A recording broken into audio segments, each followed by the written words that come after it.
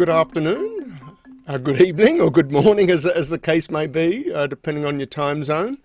I'm Simon Jackman. I'm Professor of Political Science here at the University of Sydney and the CEO of the United States Study Centre. And welcome to a webinar partnering with our great friends at the Perth US-Asia Centre, part of our monthly election briefing series of chats we're doing between Gordon Flake, the CEO of the Perth US-Asia Centre, and myself, and today with a special guest who I'll introduce in just a moment.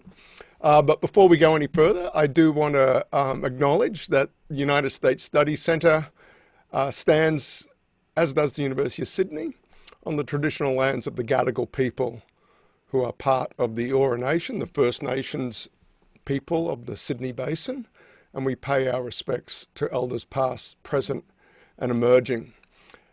Today, our special guest is Mia Love, a non-resident senior fellow with us at the US Study Centre, but coming to us today from the state of Utah in the United States, which is home for Mia. And Mia, of course, served as UA's representative in the US House of Representatives for Utah's 4th District, up until just recently, until January of 2019.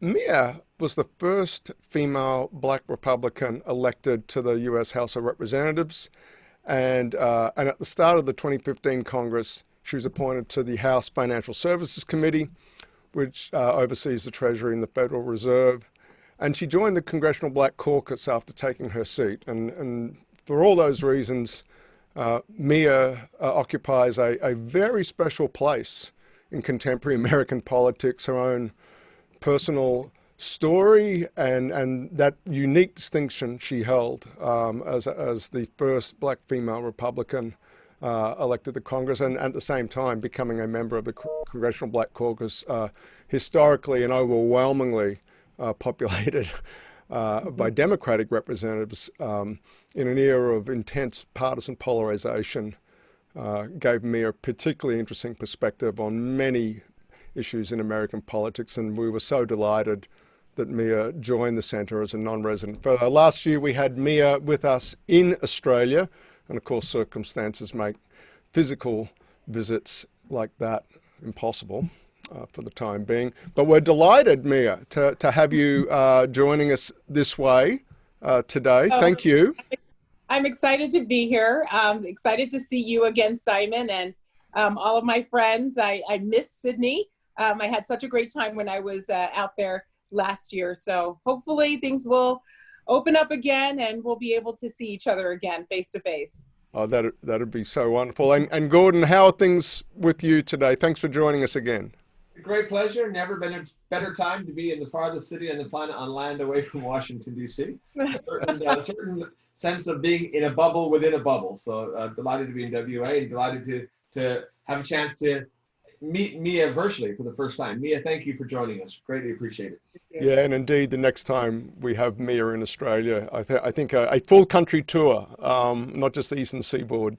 I spent both my undergraduate and graduate school years in the state of Utah that Mia represented, and so I have a shared affinity for the West, and so we'd like to give you a tour of the Australian West as you're a great representative of the American West there. So I would love that. I'd be honored. That'd be great. Hey, look, we've only got Mia for half an hour today. Mia's got media commitments and in the evening this evening in the United States. So I want to cut right to the chase, and while we've got Mia, to make sure we're able to field some questions to her that have come in as people registered or in real time over the course of the event. But and so I think first question to you, Mia, look, open-ended. I'm wondering if you could just give us your sense, the state of the United States as we head into this July 4th long weekend. It's midsummer. We've had the George Floyd protests. We've got this enormous resurgence in COVID cases. Of course, coming, we're only 4 months away from a presidential election. Open-ended, how are things going, Mia? It's a lot to unpack. I mean, there's a lot going on. We obviously have had some of the issues with the protests, what's happened with George Floyd and other issues. We've had COVID that we've been dealing with, and Utah has been struck a second time particularly hard. That's been difficult. And all of that, we have the elections that's coming up, and the majority of the city trying to shift to vote by mail, which is completely different. Utah has done it, but this is something that is going to be, that takes a couple of years to perfect and get correct. And the president's already saying, hey, there's going to be a problem with this. This is really bad for Republicans. So I can already see something that may be contested. So tensions are high. And it's not the sense of ease. And unfortunately, not even really the sense of the focus on patriotism and independence that we usually get in the 4th of July weekend. I hope that as people are spending time with their families, that they realize what's important. And that is patriotism, family, respect, and the fact that we're in the same boat. We've got common allies and common enemies, and we'll see. I mean, like I said, there's a lot to unpack, so you might have to ask me about each and every individual thing. But it's a little concerning. There's a lot to be concerned about. There's policy that is going to be formed, which I think is going to make up a lot of the electoral, who gets elected in terms of police enforcement and police reform. And so there are people that are looking at that and saying, okay, who do I want to represent me in this sense? Gordon, I'm guessing the same question for you. You're assessing the situation from much further away, and we'll come back to some in the second half of today. I guess we'll have more time to dive into some of the details, Gordon, but I'm just wondering briefly your sense of how the nation is tracking at this midsummer pivotal weekend in the United States. Yeah, Simon, when we did this a month ago, we made the observation that we really couldn't review a month. We could spend the entire hour reviewing just the last hour's worth of news, and that has proven ever more true. I mean, every one of the issues that Mia has rightly mentioned continue to be important, but there's a whole bunch of other developments that are taking place on the national security on the national security front. So you've got serious questions about Russian interference into the elections, questions about the president's decision-making vis-a-vis American troops in Russia that have kind of come to the fore on top of that. But I think Mia put her finger right on it. It really comes down to, it comes to health. It comes down to the health of our democracy in terms of the procedures associated with that. And I think one of the interesting things about your focusing on the 4th of July weekend coming up is that much of the current reversal in the COVID situation in the United States stems from the last holiday in the United States, Memorial Day. Yeah. Memorial Day weekend, when there were picnics and family gatherings, and where there was kind of a collective sigh of relief, and at least part of the body politic in America decided to declare the fight against COVID over. And we are now seeing the results of that. So when you've got a situation where there are, 55,000 new cases in the United States in a single day in the last 24 hours, we're facing a fundamentally different environment when you look at the downstream effects of that. Because of today, we're all focusing on the new cases. There's a lag time between the death rate that follows from that, and there's also a lag time between that and the economic impact. And so those three horsemen that we were focused on earlier in terms of the virus and mortality rate and the economic impacts haven't gone away. In fact, they accelerated, and I think that's going to define much of our discussion in the coming months. Sure. Hey, thanks for that. And look, a question I want to make sure we get an opportunity to put to Mia, so I'll just cut to it right now. And Mia, I'm just reminded, when you were in Australia, one of the most frequently asked questions I saw you get is sort of reconciling where you are personally as a Republican, but where the president is, and your take on how other Republicans are thinking about the president and the case for re-election. Here in Australia, we're getting treated to, a lot of, you know, the media's making a lot of it. The Lincoln Project campaign, other announcements in recent days that, you know, foundational parts of, you know, Republican Party royalty are publicly stating, you know, their, you know, the fact that they're unlikely and indeed will not support the re-election of the president. I'm wondering if you could give us an update, since we spoke to you when you were in Australia about these matters, how your sense of how that debate and that tension inside the Republican Party is tracking, and how much of an impact it's likely to have on the election. Well, this is, again, one of those questions where you've got some people that are always, you've got Republicans that are going to be in the president's camp. They're going to do everything they can. As a matter of fact, they see protecting the president as protecting the Republican Party. And then you've got some like Liz Cheney, for instance, who is the conference chair for the Republican Party, who actually has stepped out periodically against the president on foreign policy issues. And recently it was the knowledge or lack of knowledge of the Russian bounty on American troops. I don't know if you've heard about that developing. That's something that has been a major concern of Congresswoman Liz Cheney. And then you get those who have felt as if protecting the Republican Party means calling out the president when he is not doing what we believe is following the party platform. I tend to fall into that camp. The problem that I have mainly with the President of the United States is more personality than it is policy.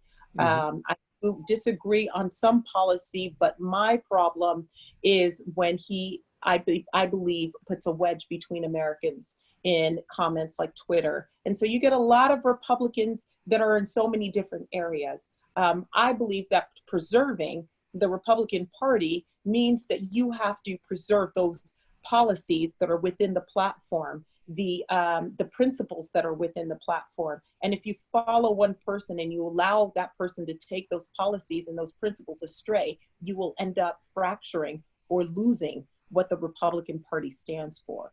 So you get a lot of people that are in different camps. I know where I am, and I will agree with him when he is correct, and I will call him out when I believe that as a parent, as an American, as a wife, that it's my responsibility to do what I can to make sure that we're united as a country. Gordon, I know. Yeah. Before we go to questions, can I ask a specific question, Mia? Mia, having lived in Utah myself, but it's been 30 years ago, I'm wondering if you might give us an update on your state.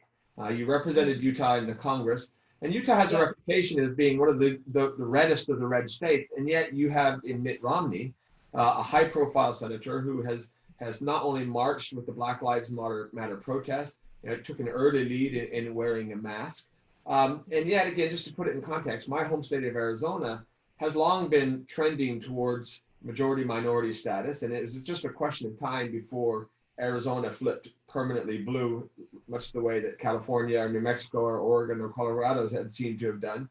Utah seems to be on a different trajectory, and yet Utah is an extremely well-governed state. It had early on kind of flattened the curve with COVID-19, and yet now it seems to have kind of lost that too. So I'm a little bit confused by and removed. There's a lot going on, Gordon. There's a lot going on, and one of the things that you have to understand is I think Utah works on a pendulum. When things swing so far one direction, there's always some sort of course correcting.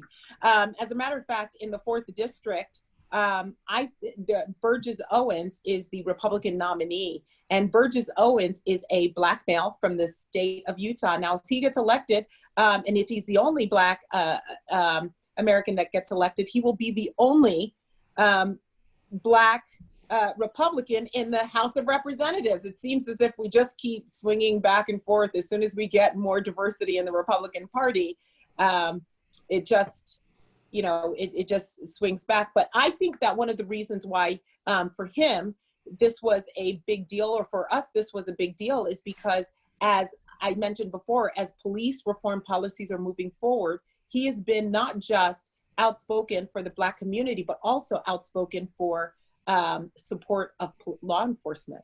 So I think that Utah is kind of feeling like, okay, this is the best person to lead us. And the Times kind of led for him to be the nominee. As for Mitt Romney, Mitt is, he's in a peculiar situation because I think the state is largely split. Some are very upset that he was the only one that voted for the impeachment proceedings, and some are happy. Largely, it's probably some of the independents and a lot of the Democrats are happy with that, but he is still getting a lot of flack. He's got a lot of years. The Senate fortunately has some time to explain votes. House of Representatives doesn't have that luxury. You make a wrong vote, you can't get it off of you for 2 years, or you make a vote that people don't like, that's going to be held against you. So depending on if he runs again, I know that that's what's going to come up. That's going to be the thing that comes up, the dividing factor. However, Utah we are a well-run state. Spencer Cox, who is the current lieutenant governor, is the race hasn't been called, but he is 12,000 votes ahead, and it's trending his way. So, and he ran on a very conservative platform. So that's going to say something. But he also, remember, he's also been outspoken about the president's personality also. So that's really interesting. I think that Utah tends to like independent speakers. They tend to like people who kind of step out a little bit, but they're still a conservative state. And that's what we're seeing in Utah. Thank you. Mia, we've got so many questions for you coming in so little time, but let me try one. When we had former Senator Jeff Flake, Gordon's cousin, here with us in Australia very early this year, which seems like so long ago now, but it's been the longest year. And it's only 4th of July weekend. Right. He said he would not be voting for President Trump in November. How widespread is that, where already, Republicans, particularly from, someone like Jeff from, same part, Western United States, Mormon background. How many other Republicans are there like Jeff Flake that have already made up their mind that they've seen enough and they're not going to vote for President Trump? Well, I know Jeff is one of them, and I'm sure that there are several that are saying, I don't know if Jeff is not voting at all, or if he is voting for former Vice President. Yeah, he didn't say that. He just said he wasn't voting. He didn't say that. Well, see, and that is really important, because right. I believe that if there was a candidate that people felt very good about, one of the ones that Howard Schultz, who is the president and CEO of Starbucks, there were a lot of Republicans that were hoping that he would jump into the race, because they felt like here's somebody who's a little bit middle of the ground that they could feel good about voting for. There are several issues with former Vice President Joe Biden that I certainly have a problem with, and I think that Jeff might have a problem with also, mainly, especially with foreign policy and the previous administration. He's going to have to deal with some of the issues with the previous administration, Russia, Iran, North Korea, all of those issues that there are a lot of Republicans that feel like we wouldn't be where we are today if that was handled a little bit better. But you've got people like Charlie Dent, who is my colleague and a commentator on CNN also, who has said that, well, he's going to vote for Joe Biden. I find that very rare. I find more common that people are either they don't know, I'm talking about Republicans, sure, they don't know, or they may not vote. Right.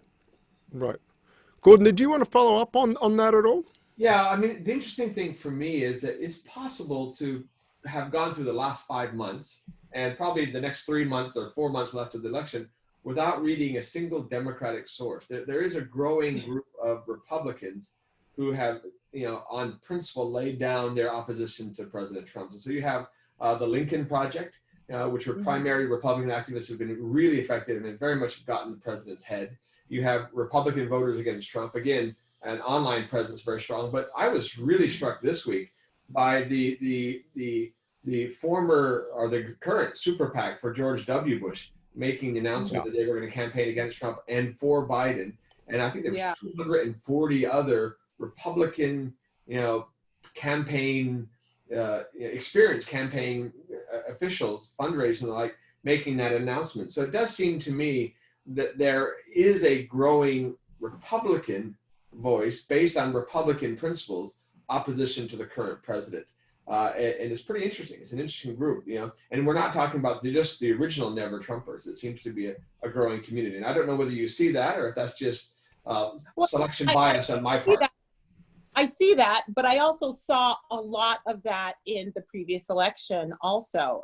There were a lot of people that were very upset with the way that President Trump, then candidate, handled all the rest of the candidates. I was a early supporter of Marco Rubio. I thought his message of unity was a really good one in the American dream.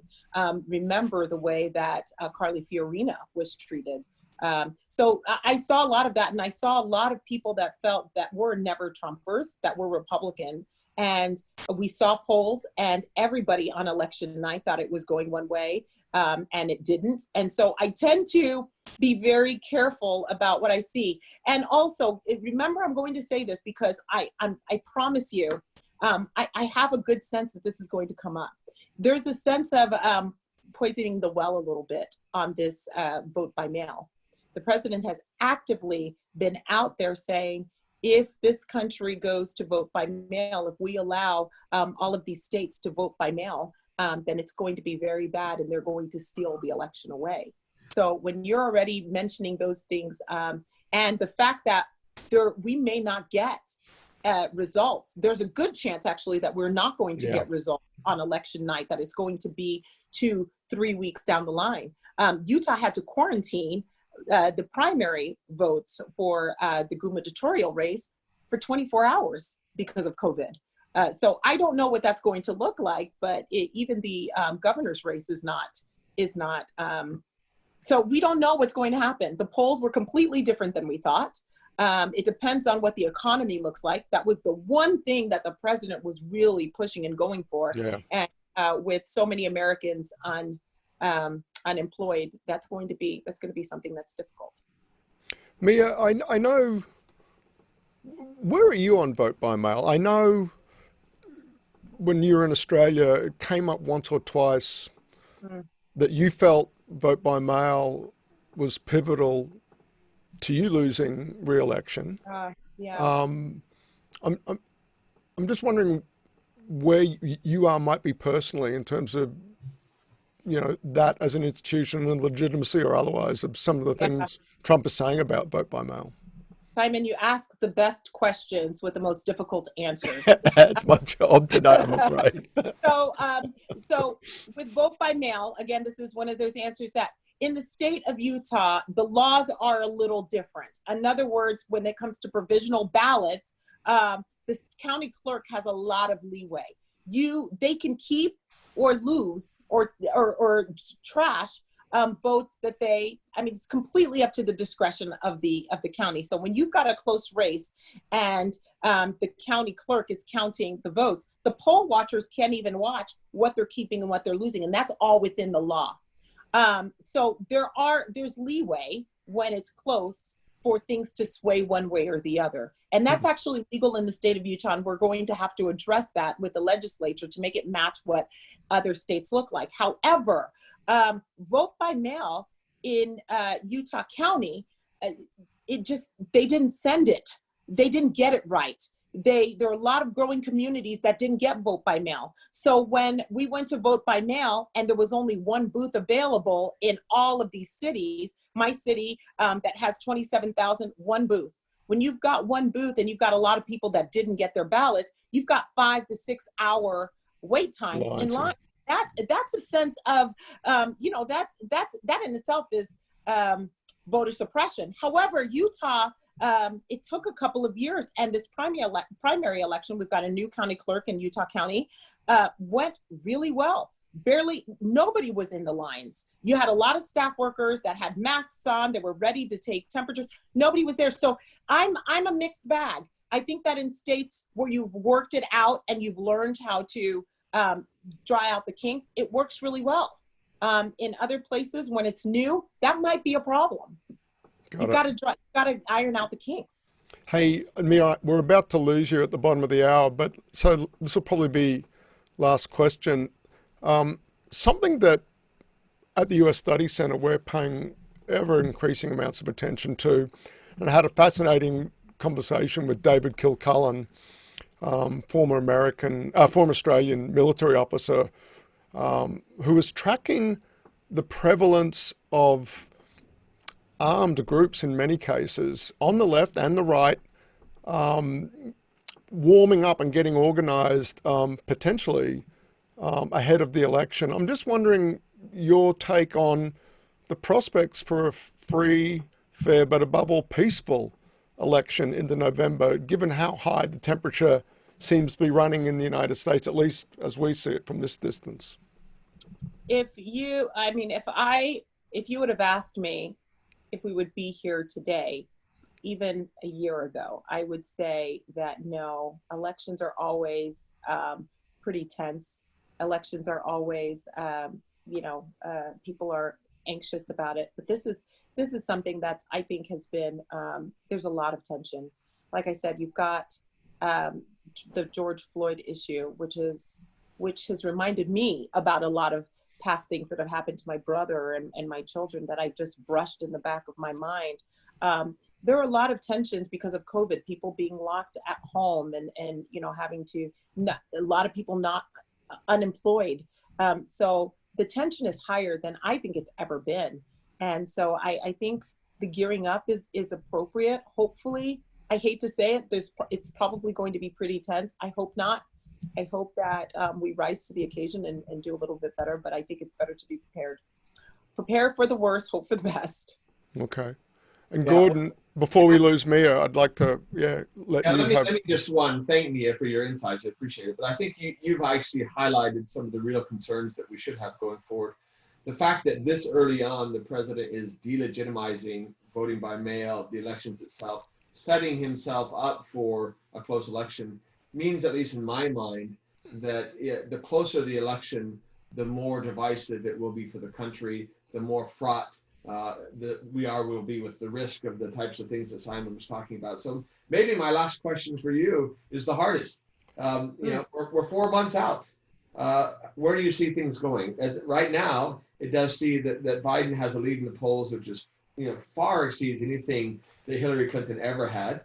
Although you express your own concerns, and they're clearly theirs on the side of the Republican side, he doesn't seem to be nearly as divisive or as polemical as the previous two. He's also not saying very much, right? He's not out there a lot. He's not saying too much. And so in some ways, COVID-19 has isolated him a little bit. And so it's really, that's going to be tricky. But you really hit the nail on the head when you said that a close race is going to be the most contentious. The best thing that can happen is a race that is just a landslide. I think that that's the best thing that can happen, because you can't say that too much tinkering is going on. It's actually more believable when the race is close. Yeah, sure. As you know, perception is always reality. And when you put the perception out there that something's already tainted, that becomes the reality. So the best thing that can happen is one way or the other, a landslide, and people gear up and they move on to the next thing or plan the next thing. So here's to hoping. I do not think that that's going to happen. I think this race is going to be a lot closer than the polls say. I firmly believe that. Okay. So Mia Love is, yes, predicting a tightening in the polls. I think that's That's Say, right. We'll see. We'll see how tight they get. And Mia, look, we had so many questions for you, and look, we've hit thematically. I think we've hit most of the themes where the questions were coming from. But we'll have to do this again before the election for sure. Please ask me. I'm happy to join my friends in Sydney anytime. So, That'd be and great. Perth. And Perth. Gordon, you're my new friend. So please ask me anytime. we'll get you out to the west. I'd love it. Okay. Thank you, Mia. We'll see you next time. Thank you. Bye, Gordon. Appreciate Thank it. you. Thanks. Hey, so Gordon, I'm wondering if I could turn to some of the other topics that are in the mix politically Indeed. at the moment. And the one thought, you know, we had a fascinating chat with Jonathan Swan from Axios, where a big part of our conversation really turned to what is the Trump case for re-election at this point, and what campaign themes can they run on, and given that the economy seems to, you know, has been taken away and looks like it's going to stay away as a positive for Trump to run on. COVID, it would hardly seem to be, his management of the crisis would hardly be seen to be a positive. I'm just wondering, Gordon, your thoughts based on what you're reading and who you're talking to on how Trump and his campaign might be thinking about how to solve that problem. What's the affirmative case, or perhaps the negative case for Biden for his re-election campaign? Well, that's a very insightful question. And let me say, I joined the call for that wonderful conversation that you moderated with Jonathan Swan of Axios. It's fantastic. Kudos to you and your team at the United States Study Center. Just a steady stream of events to really help me kind of frame my own thinking. And also, if I might just a second, really congratulations to you on getting Mia Love on as a non-resident senior fellow. That conversation was wonderful, and to have her spend time in Australia is great for We'll have to do it again. I'm sure her and for our country as well. You really kind of put a nice frame around the fundamental challenge for the Trump administration, right? As we discussed last month, you know, they had planned to run on the strongest economy in history, and instead they're facing the worst pandemic since 1918, you know, the worst economic performance since the Great Depression, and the worst social unrest since the 1960s, and we discussed that before. You can see that since that time, in the intervening month, they've been trying to will away these problems, right? So you've had a speech just 2 weeks ago with Mike Pence basically declaring COVID over, right? How many times have we seen both the president and the vice president just say it will miraculously disappear, right? And they just tried to will it away, and they've also tried to will the economy to reopen. Yeah. But, you know, gravity still exists, right? And as a result, we're seeing, you know, today you're seeing just this stunning roaring back of the COVID-19 crisis, with 55,000 new cases in a single day in the United States. So we're not far off from where Anthony Fauci was talking about 100,000 cases a day. It's not just, you know, months away. It could be weeks away before we start hitting that level. And then that in turn has its own impacts on not the policy decisions around opening the economy, but the willingness of Americans to go out and shop and engage. And so I think what you're going to see is a double dip as the economy goes back down again in response to the second wave. So you've hit the nail on the head. So then what does the president do? Normally, he would want to vilify Biden and vilify Democrats. But thus far, President Biden has not given him much of a target. Yeah, right. You know, he's not out there speaking. We've got two septuagenarian, you know, presidential candidates who neither of them are known for being particularly skilled in turning phrases. And so I think the Trump campaign was counting on Biden misstatements, Biden flubs that they could build upon. But as I was mentioning to Mia, and she seemed to confirm, Biden is just not as polemical as President Obama was, not as polemical as Hillary Clinton was.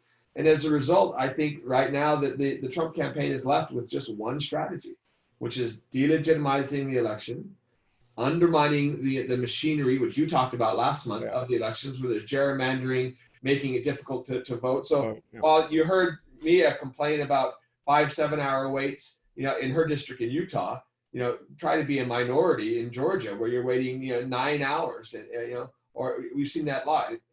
I've experienced that myself living in minority areas in Maryland, the last two presidential elections. So my guess is you're going to see a very proactive effort at voter suppression, at not just physical voter suppression, but trying to decrease voter turnout. And it's going to be a rough 4 months ahead. Yeah, I tend to agree. Both the rhetoric that I think, it's got to be a negative campaign now. They haven't quite figured out what that is. Painting Biden as a captive of the left. And of course, it's on the other side too. The campaign Biden runs is to just, go after Trump's record so it's a very personal campaign, number one. But number two, I think it's so unhelpful for a political leader, the President of the United States, to be attacking the legitimacy of the vote and the voting process and election administration before it's happened. There's a lot of heat in American public opinion at the moment. That conversation we had with David Kilcullen was pretty sobering, frankly. Hey, I want to, Gordon, if I can, perhaps draw you out a little more on a question that Mia artfully dodged, and that is where the Republican Party is. Like this steady, you brought it up in your question to Mia about the George W. Bush group that is saying they're not, they're funneling money away from Trump, and a question we've got here from perhaps our most regular webinar attendee on the Sydney side, Tony Booth. If the polls don't turn around the next 4 months, the GOP senators and the party more broadly start to turn on Trump, some sort of effort to save themselves, perhaps. Have you got a sense of that, perhaps through your family connections or whatnot, or any other lines of sight on that you might want to share? Well, going back to what Mia mentioned about her own senator in the state of Utah, Mitt Romney, he and our shared friend and my cousin Jeff Flake are thus far the exception rather than the rule. Mia herself copped a lot of personal attacks from the president for her positions, right? Because she had the temerity to be relatively independent in assessment of him and his actions. Thus far, if you're looking at elected Republicans, they remain remarkably in lockstep with the president. Yeah. But that's not true of those outside of current elected offices. And what I think you're seeing is a growing number of Republicans who are Republicans in principle, making a clear distinction between their conservative values and Trumpism. And so, again, if you're interested in watching what we would consider to be traditional Republican dark arts at campaigning leveraged against the president, just look up the Lincoln Project. Go to them on Twitter or Facebook. It's just, again, they're really, really effective at negative campaigning. And there's a number of other groups like them, the Midas Touch and others that are just kind of directly attacking the president, but from the right. And it's a dynamic I haven't seen before. Yeah. Maybe, Pat Buchanan against George Bush, back in 1992 with some damage, but nothing is organized and as well financed as these groups, and they've clearly got under the president's skin, which is really interesting. Yeah. Go ahead. So, just on the Lincoln Project, I think we've got a great set of American politics tragics on these webinars. But if anybody doesn't know, you should go check out their website. It is fascinating for the reasons that Gordon was just articulating. Steve Schmidt, who was John McCain's campaign manager, is one of the big, powerful voices, great message maker, and Rick Wilson, another, up until recently, these are conservative people, and I think determined to sort of save the Republican Party from itself and by extension, the United States, I think that they would argue. But remarkable, and I'm just trying to think of another occasion in recent American political history where sort of this close to the case for an incumbent president seeking re-election is facing that kind of a sustained campaign from you know, as I said earlier, party royalty, deeply respected voices inside his own party. It's really gobsmacking. But do check out their ads if you Can I haven't. mention one other thing, which it seems tangential, but it's actually quite remarkable in its normalcy, right? You know, the United States in this fight against COVID really has squandered its options. You know, because it is now so rampant, they no longer have a viable containment strategy. They don't have the option to do testing. They would need to be testing at 1.3 million tests a day. They're below 500,000, and the president seems to be encouraging them to test less, not more. You know, so without that, you can't do contact tracing. And so while you can continue to do hand washing and social distancing, there's no longer the political willingness to kind of shut down the economy, at least through policy measures. So basically all you're left with is face masks. Right? And yet even that issue has become so highly, I wouldn't say partisan, but politicized, right? Because it's really Trumpist versus the others. And one of the breaks that took place this week, which I thought was fascinating, was to see Dick Cheney, and again, via reference his daughter Liz Cheney, you know, wearing a mask and with the headline "Real Men Wear Masks," right? And then you had Marco Rubio come out with the mask, you know, and then you had Mitch McConnell say, "Don't vilify people for wearing masks." So I think finally there's at least a group of elected Republicans who are saying, "Look, we can't go through this." So Mike Pence himself, who famously over the last few weeks, out of pure deference to the president, has not worn a mask himself. This week, going to Arizona, wore the mask, right? So I do think there's a sense that the president's got a little bit too far from this. Even the president himself, the day before yesterday, said he now likes masks. He thinks it makes him look like the Lone Ranger. For those of you who have not watched the old Lone Ranger TV series, he wears the mask in a different place, but hey, bit of progress, baby steps as we go along. Gordon, you mentioned Arizona, and I want to come to that now. You have a personal history there, but like the way COVID-19 is intersecting spatially, geographically, US politics, but long-standing contours of race and economic inequality as well. But Arizona, the case counts there, but overlaid on the fact that long before COVID, it was in the crosshairs for this election cycle with a vacant Senate seat, thought to be the next mountain time zone state that might be ready to flip from red to blue.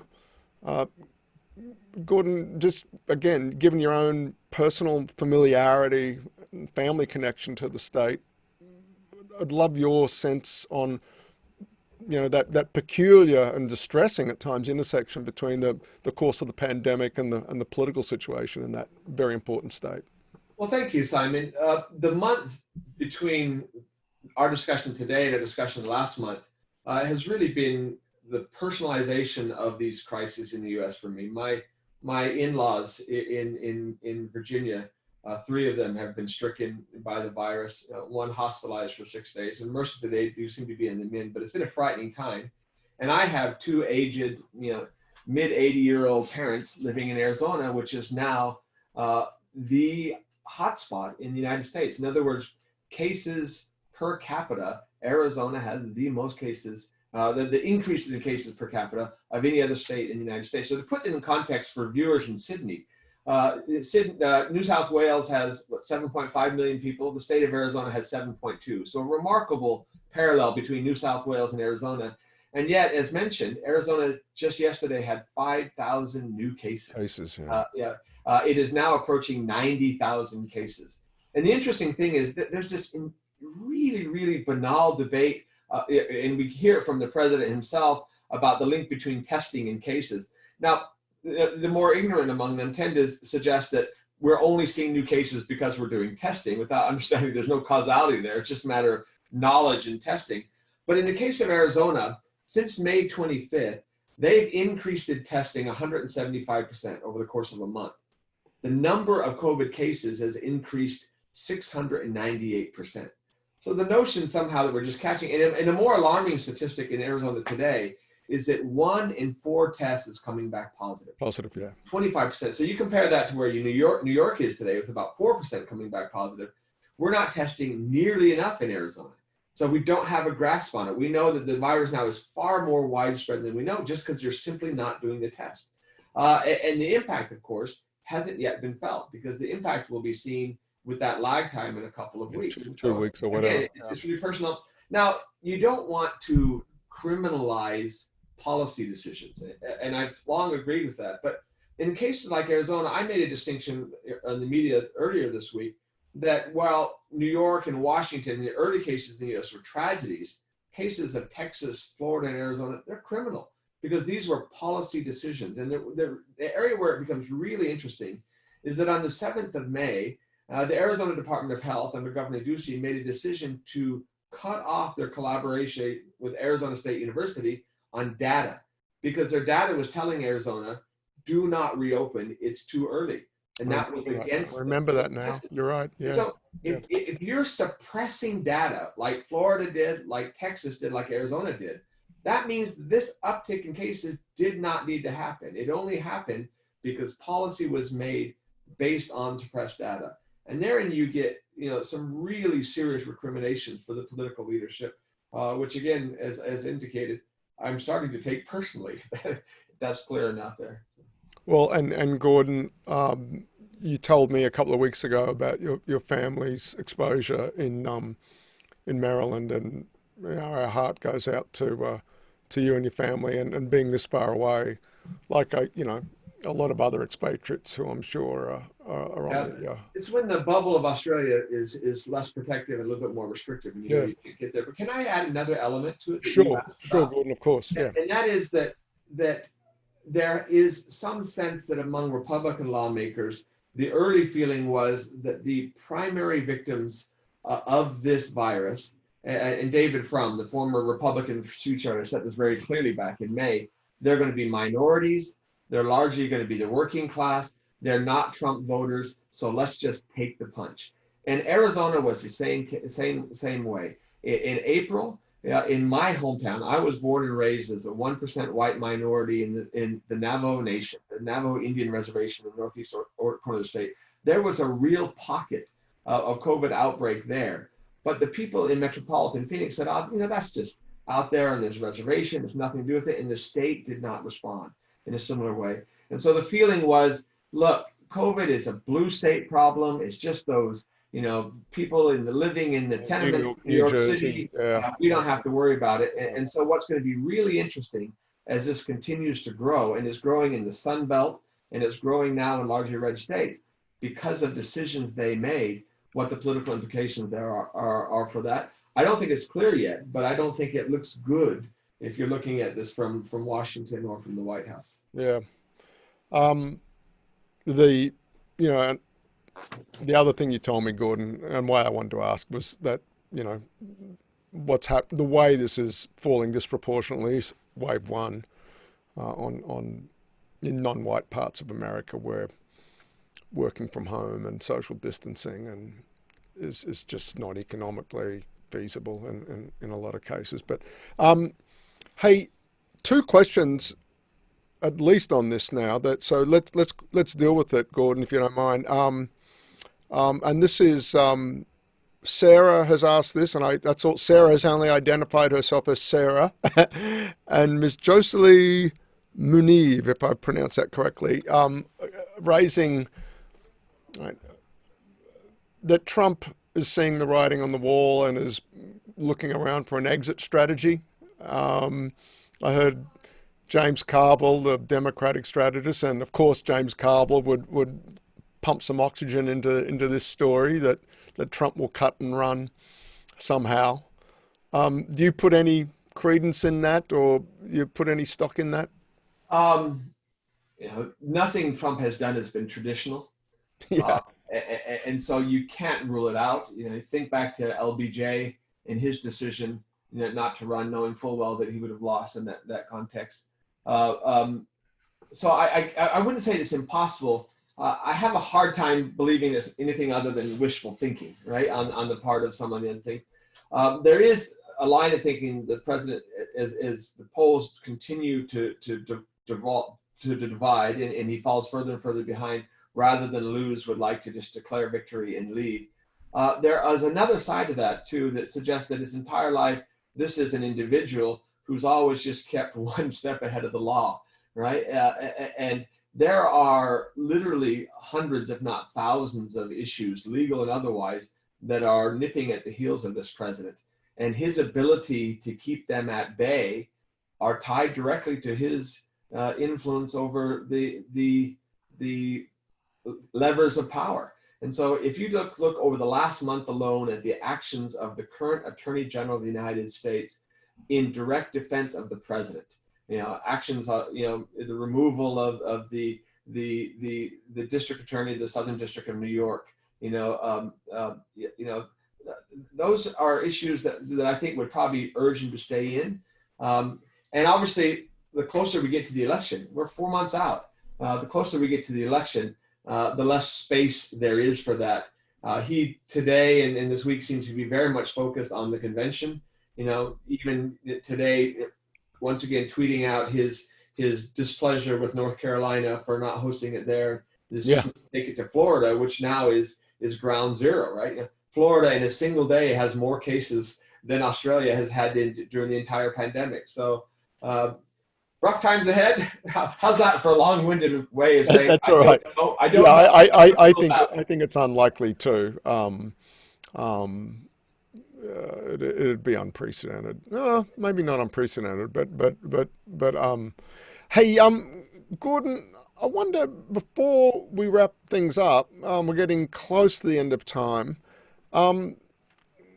Putting your foreign policy hat back on, the United States Study Center, we're focused on a couple of big questions for the balance of this year. What is the trajectory of American power, politics, but critically prestige here in Australia principally, but I know the Perth US-Asia Centre's focus, as the name suggests, spans the region. You have an awful lot of connectivity in real time with scholars and thought leaders in Southeast Asia, up to India, of course, your background as a career specialist. I'm wondering what you're picking up through those networks about something we really haven't talked about in these discussions yet, the impact of everything that's been happening in the United States, but perhaps the ability of the American state to respond to a societal-wide crisis like COVID-19, set against the existing challenges American foreign policy was having with respect to the Indo-Pacific. Where is the region in terms of its thinking about the trajectory of American power and relatedly American prestige? Well, look, I've been very impressed with how you and your colleagues at the U.S. Study Center are focused on politics and power and prestige in the U.S. I think 3 Ps. Thank you, Gordon. I think you will call a conversation we had a little bit earlier that you might want to add a new one into that, which I'd never ever thought of, which is pity.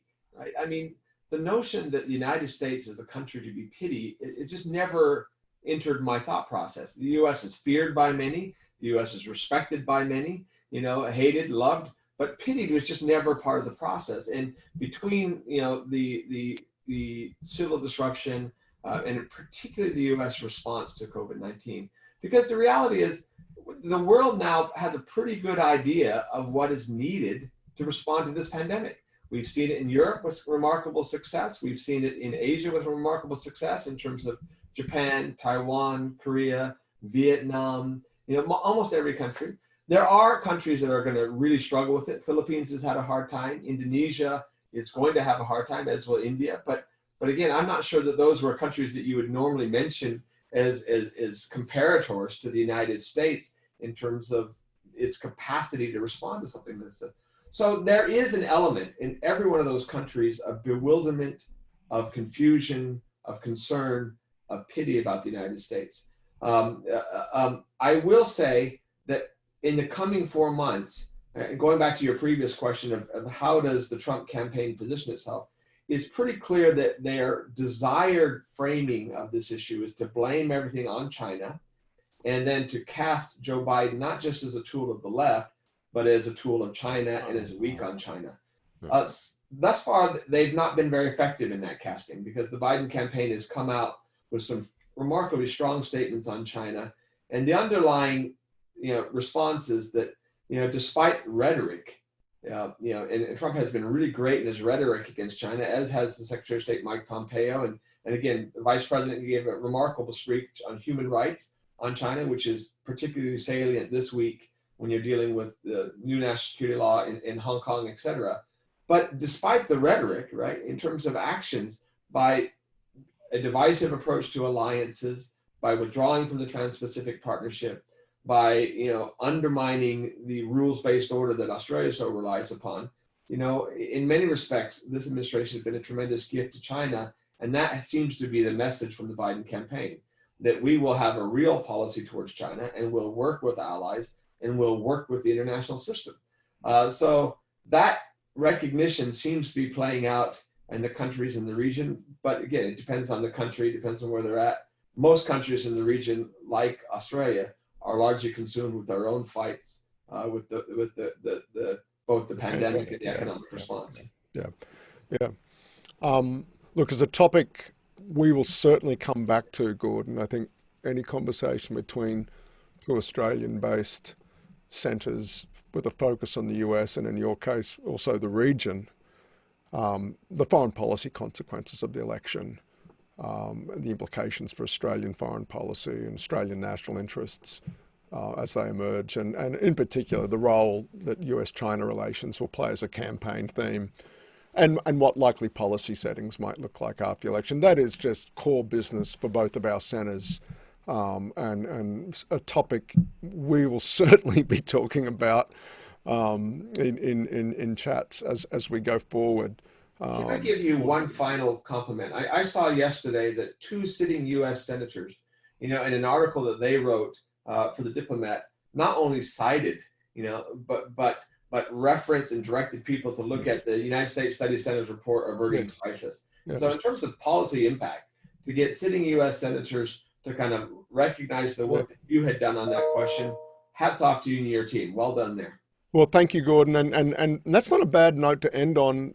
I think no matter what happens in the election, and we had a few questions about this, about Australia, China, US, and we really haven't addressed them head on. But I think the only thing I'll say briefly by way of in the wrap up here is to say that, and I think, Gordon, you and I are one mind on this, that no matter what happens, I think the mindset in the United States that's informing sort of American thinking towards China, talking about China as a strategic competitor, that we're in a return to great power rivalry, that survives the election no matter who wins.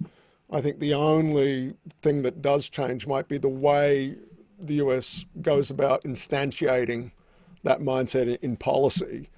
Biden perhaps addressing that multilaterally with allies, and a sort of more conventional sort of approach to the prosecution of policy. But there is nothing in this election cycle that suggests a revision or a retrenchment of sort of the hardening and of attitudes towards China in the United States. Agreed. Yeah. Okay. And we'll leave it at that, but certainly a topic to come back to. And as I said, core business for our centres and for the many people who join our webinars. Hey, that brings the hour to a close, and I'm wondering, look, to say thank you to Mia, and first thing, and thank you to Gordon and the team out in Perth. We're alternating the hosting duties. Today was a Sydney hosted event. Next one's back on you guys, and you'll do your usual superb job. We look forward to that in a month from now. Let's, if we may, tease some upcoming events. And the first one, Gordon, that's yours. You want to talk about that real briefly? No, we're honored. You will all have seen that the Australian government, as announced by the Prime Minister on Wednesday, has updated its 2016 Defence White Paper with a new strategy. And we're delighted that the Minister of Defence, Linda Reynolds, is going to be giving both a hybrid event, both in person and a public webinar event on Monday, launching those new security documents. So we welcome you all to join us. Just Google us and you'll find the registration on our website for Monday morning, bright and early in Perth at 7:30. But for those of you in Sydney, a much more humane hour at 9:30. Yeah, and I've certainly signed up for that one, and the link there is at the bottom of the slide. The events part of the Perth Centre's website. That's a great get, Gordon. Great timing. It'll be very interesting to hear what the minister's got to say. The way her remarks will, I think, intersect with the interests of the Perth USAsia Centre. Be a fascinating conversation. And then back to the Sydney Centre, the following day, this will be a fantastic conversation. Christian Brose was a senior advisor to Senator John McCain when McCain chaired the Senate Armed Services Committee. And he has a book that is just released on looking at what's happened to American military capability in relative terms as China and a new generation of conventional weapons have come online, the challenges to American power that result from that, and the challenge that the US faces in retaining parity, if not supremacy, in an increasingly high-tech and fast development cycle with respect to weaponry and defenses and cyber and the full spectrum of tools available to nation states these days. That'll be a fascinating conversation hosted by the US Study Center's Ashley Townsend and Christian, who was at the very heart of those matters. And then finally, last thing I want to tease is this fantastic event we've got coming up on Friday, 24th of July. Former Prime Minister John Howard, the current ambassador to the United States, Arthur Sinodinos, the former ambassador to the United States, Joe Hockey and Michael Thorley, Bob Zelig, who was the US trade representative at the time of the Australia-US Free Trade Agreement, Wendy Cutler, who served in that same role during the TPP negotiations. That'll be a 90-minute conversation about the economic relationship and where that has been and where it's going, particularly set against this rapidly evolving strategic environment in the Indo-Pacific, where everything is being inflected and ramified and touched by US-China relations at the moment. So that'll be a fascinating event coming up at the end of July, 24th of July. That's enough promoting of future events. Thanks, Gordon. My pleasure. Look forward to next month. Thank you so much. And thank you, everybody. We'll see you for another chat with Gordon in about a month from now. Thanks, everybody. Bye-bye. Thank you.